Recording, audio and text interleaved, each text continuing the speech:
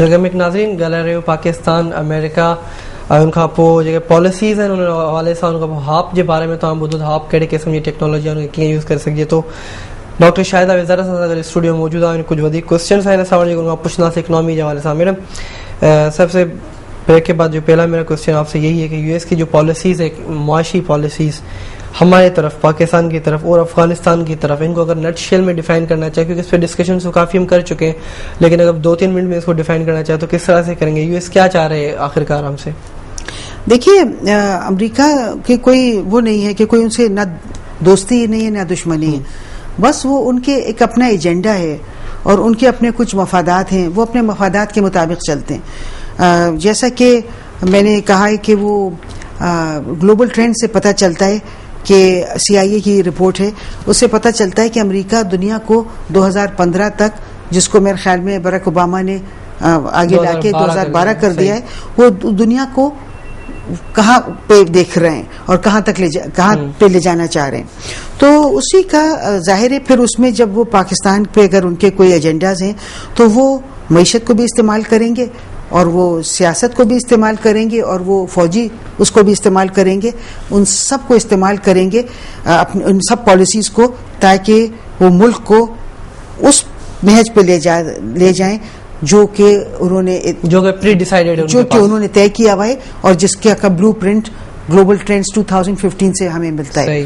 तो माशियात के हिसाब से भी जाहिर है वो ये तो नहीं करेंगे कि आपको एक तरफ तो आप पे आपको लॉ एंड ऑर्डर की मसाइल वो हो रहे हों और सियासत के हिसाब से, और दूसरी तरफ मईशत बहुत अच्छी कर रही हो.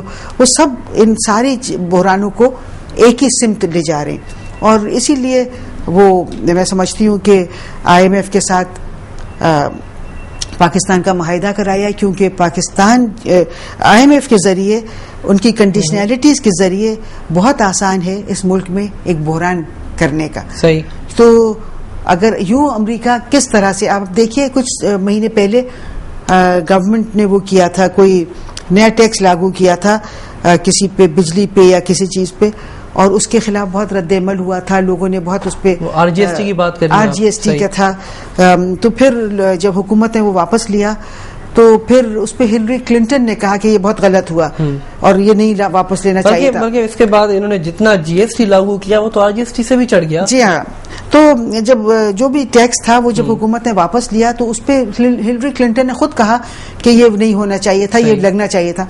तो उससे आपको पता चलता है कि पाकिस्तान को कितना माइक्रो मैनेज किया जा रहा है और छोटे छोटे भी जो फैसले हैं वो भी वहाँ वाशिंगटन से हो रहे हैं. सही. और यानी कि सेक्रेटरी ऑफ स्टेट का ये कहना कि पाकिस्तान पे ये टैक्स लगना चाहिए, ये नहीं लगना चाहिए, ये अजीब सी बात है. तो हमने अपने इतनी उनको मदाखलत करने दी है, इतनी ज्यादा कि अब वो बिल्कुल हमारे छोटे छोटे फैसले, बड़े बड़े फैसले सारे वो ही कर रहे हैं. और वो उनके चूंकि इस दुनिया में, इस खित्ते में एजेंडाज हैं, तो वो अपने एजेंडाज की तरफ काम कर रहे हैं और वो पाकिस्तान को उसी हिसाब से वो उस तरफ ले जा रहे हैं जो भी उनका इरादा है कि इस खित्ते में ये होना चाहिए. अच्छा, फिर यहाँ पर क्या मेरी ये कमेंट सही रहेगी कि जो वॉर अगेंस्ट टेरर हम फ्रेज यूज करते हैं वो वॉर अगेंस्ट टेरर नहीं बल्कि न्यू वर्ल्ड ऑर्डर है? बिल्कुल, ये तो बिल्कुल, जैसा कि आपको मैंने कई दफा ये कहा भी है कि ये जो वॉर अगेंस्ट टेरर जो है, इसका अगर आप ग्लोबल ट्रेंड्स 2015 में उसको पढ़ें तो उसमें यही लिखा हुआ है कि यहाँ बहुत एक्सट्रीमिज्म बढ़ेगी और यहाँ बहुत वो होगी पाकिस्तान में के इलाके में और मजहबी जुनून होगा. और फिर ये कहा है कि बलूचिस्तान और सरहद जो है, जिसको अब खैबर पख्तूनख्वा कहते हैं, सही, वो पाकिस्तान की वफाकी हुकूमत के कंट्रोल से निकल जाएंगे. तो उससे ये पता चलता है, ये जो डॉक्यूमेंट तो 1990 की दहाई में तैयार हुआ है और 9/11 से बहुत पहले तैयार हुआ है और लॉन्च भी हो गया था 9/11 से पहले. तो उससे ये पता चलता है कि ये जो जंग है, so called war against terror, इसका ताल्लुक 9/11 से नहीं है, इसका ताल्लुक ग्लोबल ट्रेंड से है. तो ये ग्लोबल ट्रेंड्स में, और ग्लोबल ट्रेंड्स जो है वो जो है उसमें वो न्यू वर्ल्ड ऑर्डर के ब्लूप्रिंट्स हैं उसमें. सही. صحیح. اچھا, پاکستانی آفرز, آپ نے اس میں اپنا ایک ٹرمنالوجی یوز کی ہوئی ہے پاکستانی آفرز کے حوالے سے. ٹھیک ہے, ہمیں پتہ تو چلتا ہے کہ اگر وہاں پہ جو پاکستانی مقیم ہیں ان کے ساتھ کیا برتاؤ ہو رہا ہے ان کی طرف سے, ان کی گورنمنٹ کی طرف سے.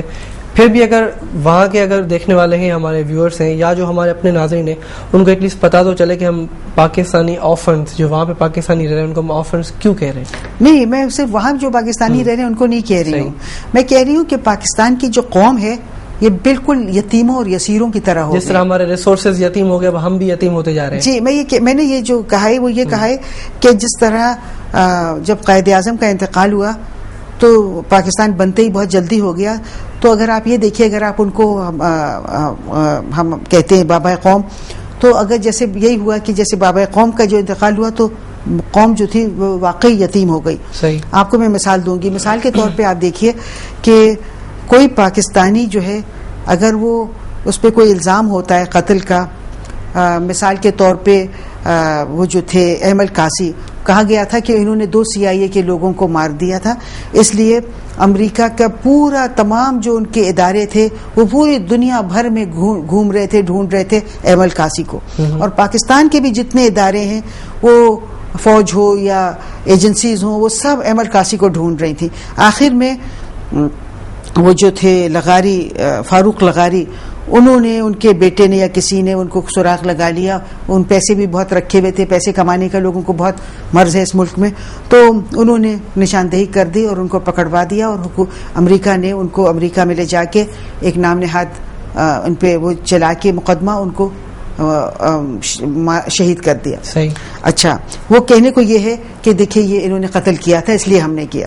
اب آپ یہ دیکھیے کہ ریمنڈ ڈیوس نے قتل کیا پاکستانی لوگوں کو, مگر آپ دیکھیے چاہے پاکستان کے تمام ادارے, چاہے فوج ہو, چاہے ایجنسیز ہوں, چاہے عدالتیں ہوں, چاہے میڈیا ہو, بہت سی میڈیا, ساری میڈیا نہیں مگر بہت سی میڈیا, وہ سب کی مجھے لگتا ہے کہ کوشش یہی تھی کہ, مجھے لگتا ہے کیا آپ نے دیکھ لیا کہ سب مل کے ایک امریکی قاتل کو چھڑانے کی کوشش کر رہے تھے.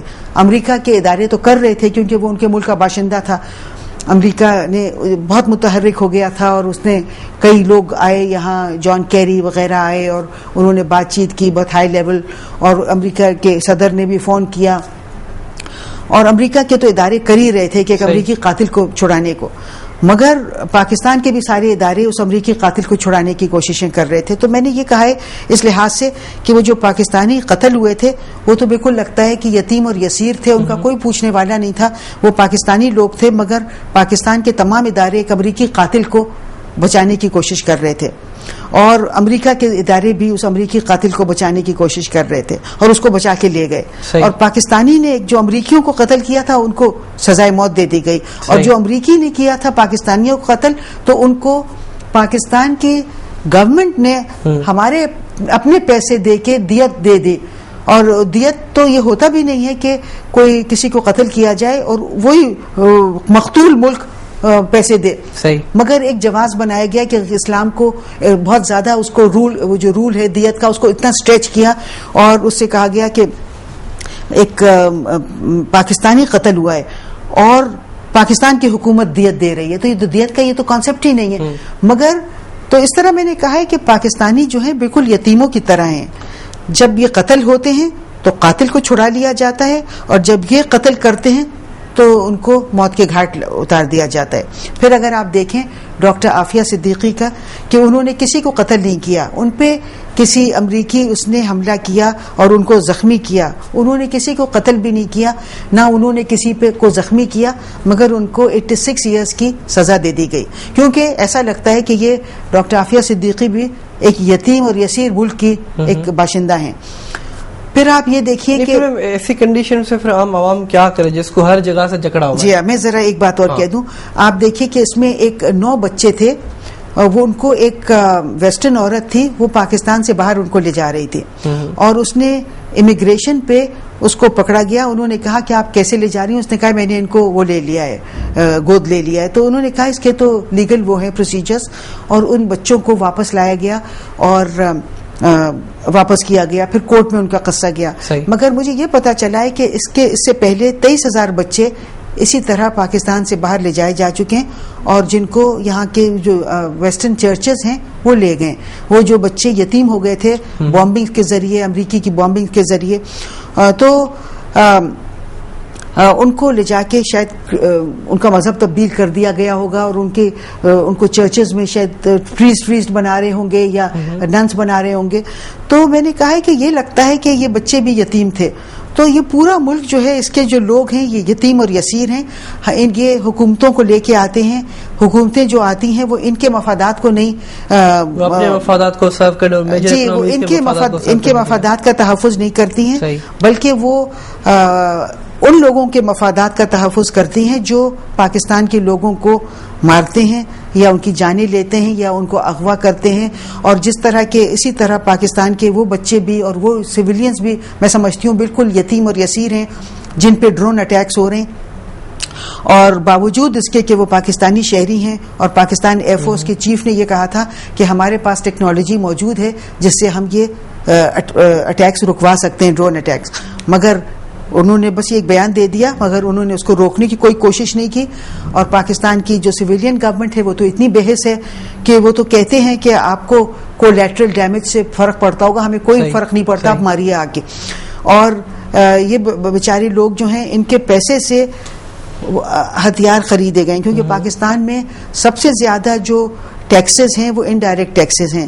وہ ٹیکسز وہ ہیں جو اشیاء پہ لگتے ہیں. تو ان لوگوں نے بھی وہ اشیاء خریدی ہوں گی جن پہ ٹیکسز لگے ہوئے تھے. اور ہمارے جو ایکسپینڈیچر ہے اس کا ایک بہت اہم جو ایکسپینڈیچر آئٹم ہے وہ ڈیفینس ہے. تو وہاں سے جو پیسے لیے تھے، جو ان لوگوں نے بھی ٹیکسز دیے تھے، ان کو دفاع پہ خرچ کیا گیا ہے. اور دفاع سے تمام ٹیکنالوجیز اور جہاز اور یہ سب خریدے ہیں. اور دفاع سے وہ ٹیکنالوجی بھی خریدی ہے جو ان ڈرون اٹیکس کو رکوا سکتی ہے. مگر کوئی ان بیچاروں کا پرسان حال نہیں ہے. ابھی میں نے پڑھا ہے کہ پتہ نہیں 168 بچے شہید کر دیے گئے، ابھی پچھلے ہفتے کی یہ خبر ہے. اور سویلینز کو اگر بڑوں کو بھی شامل کریں تو اس سے بہت زیادہ ہیں. مگر ایک لگتا ہے بالکل بے حس حکومت ہے، اور اس کے عوام بھی لگتا ہے بے حس ہوتے جا رہے ہیں کہ وہ مطلب ایک دفعہ تو ضرور مطلب کچھ سیاسی جماعتوں نے دھرنا وغیرہ دیا، مگر اب ہم لوگ بھی بالکل اس کے عادی ہو گئے. ہم لوگ بھی بس سنتے ہیں اور پھر اپنے کاموں میں لگ جاتے ہیں. اچھا، پروگرام کے ٹائم کی مناسبت سے میں آخری کوشچن یہاں پہ یہ کرنا چاہوں گا کہ اس وقت جو کنڈیشن ہے پاکستان میں، پولیٹیکل ہو، چاہے سوشل ہو، چاہے اکنامیکل ہو، جو بھی ہو، کہاں جا رہی ہے؟ اگر ایک منٹ کے اندر کوئی نٹ شم ڈیفائن کرنا چاہیں تو کہاں جائے گی؟ دیکھیے، یہ آپ دیکھ رہے ہیں کہ کس طرح حالات کس طرف جا رہے ہیں. نہ تو لوگوں کی جان مال کا تحفظ ہے، یعنی کہ لوگوں کو سنا ہے کہ ان کو مطلب راستے میں سے پکڑ کے کڈنیپ کر کے لے جا کے ان کو زد و کوب کیا جاتا ہے، پھر ان کی بوری بند لاش مل جاتی ہے. پھر آپ دیکھیے کہ شمالی وزیرستان میں اور جنوبی وزیرستان میں ڈرون اٹیک سے سویلینز کو یوں شہید کیا جا رہا ہے. پھر آپ دیکھیے کہ حکومت کو کوئی پرواہ نہیں ہے، مہنگائی اتنی بڑھتی جا رہی ہے، لوگوں کے دسترس سے باہر ہو گیا کھانا، مگر حکومت خوش ہے کیونکہ حکومت ایک فیوڈل لابی سے تعلق رکھتی ہے، اور کھانے پینے کی جب چیزیں بڑھتی ہیں تو ان کے لیے بہتر ہوتا ہے، ان کی آمدنیاں بڑھتی ہیں، ان کی دولت بڑھتی ہے. پھر اگر آپ دیکھیے تو لا اینڈ آرڈر بھی دیکھ لی، معیشت کا حال دیکھیں، انڈیکیٹرز ہماری کوئی بہتری دکھائی نہیں رہے. جی وہ بہت بلکہ خراب ہوتے جا رہے ہیں. پھر مارکیٹس ہمارے ڈاؤن ہے اوورآل، اور پاکستان بالکل آئسولیٹ ہو رہا ہے، کیونکہ پاکستان کی جو حکومت جو فیصلے کر رہی ہے وہ فیصلے باہر ہو رہے ہیں، اور اس سے ہم اپنے بہت سے دوستوں کو جو ہمارے بالکل بھروسے والے دوست ہیں چائنا جیسے، ان کو ہم متنفر کر رہے ہیں. ٹھیک. تو ایک طرف تو امریکہ پاکستان میں اپنا دہشت گردی کا جال بچھا رہا ہے، اور پاکستان سے چائنا میں بھی اور ایران میں بھی دہشت گردی ہو رہی ہے. ایک تو یہ کر رہا ہے، وہی نیو ورلڈ آرڈر پہ لے جانے کے لیے پاکستان کے زمین کو استعمال کیا جا رہا ہے. دوسری طرف پاکستان کو بدنام بھی کیا جا رہا ہے کہ پاکستان جو ہے یہ دہشت گردی کا اڈا ہے. تو آپ دیکھیے یہ حالات ہیں. تو اس میں تو بہت ہی یعنی کہ پاکستان یعنی کہ بہت ہی برے حالات ہیں کہ یعنی کہ آپ یعنی کوئی ایکسپیکٹیشن نہیں لگا سکتے کسی سے، اور کوئی پریڈکشن نہیں دے سکتے کہ اب کیا ہونے والا ہے سب کچھ. یہ جو ہے کہ پاکستان کے جو موجودہ ادارے ہیں، یہ تو میں سمجھتی ہوں، میں ضرور کہنا چاہوں گی کہ یہ بہت اچھا ہے کہ آرمی ابھی فی الحال امریکہ کی اور برطانیہ کی اس پریشر میں نہیں آ رہی ہے اور شمالی وزیرستان پہ آرمی آپریشن نہیں کر رہی ہے. میں سمجھتی ہوں یہ بہت اچھا فیصلہ ہے اور اس پہ ان کو قائم رہنا چاہیے اور مزید اس کا فیصلے کو اور وہ جو ہیں اس میں بھی پھیلانا چاہیے کہ امریکہ میں پاکستان کے فیصلے نہ ہوں. پاکستان کے چاہے وہ عسکری فیصلے ہوں, چاہے وہ سیاسی فیصلے ہوں, چاہے وہ معاشی فیصلے ہوں, وہ پاکستان میں ہوں اور جو لوگ ان فیصلوں پہ عمل درآمد کریں وہ بھی خالصتاً پاکستانی لیڈرشپ ہو جو قابل ہو اور جو ایماندار ہو اور جس کا کوئی تعلق امریکہ کے کسی ایجنسی سے یا ان کے امریکہ کے کسی اداروں سے, اسٹیبلشمنٹ سے یا ایجنسی سے نہ ہو. یہی صرف طریقہ ہے پاکستان کو بچانے کا. ٹھیک ڈاکٹر شاہد وزارت صاحب, بہت بہت شکریہ آپ کا کہ ہمیں کنٹینیوسلی جوائن بھی کیا پروگرامس میں اور پرووکنگ تھاٹس پرووائڈ کیا ہمارے ناظرین کو. Thank you very much. ناظرین, ڈاکٹر شاہدہ وزارت اسٹوڈیو میں موجود ہوں تو ان جا ویوز ॿुधा तव्हां पंहिंजी सजेशन्स लाइ क्वेश्चन्स लाइ असांखे लिखी सघो था bistudent@ktntv.tv ते. अॼु जो प्रोग्राम जो वक़्तु ख़तमु थियो. इजाज़त ॾींदा पंहिंजे होस्ट ज़ुएब काका खे. ॾिसंदा रहो KTN न्यूज़. अल्लाह हाफ़िज़.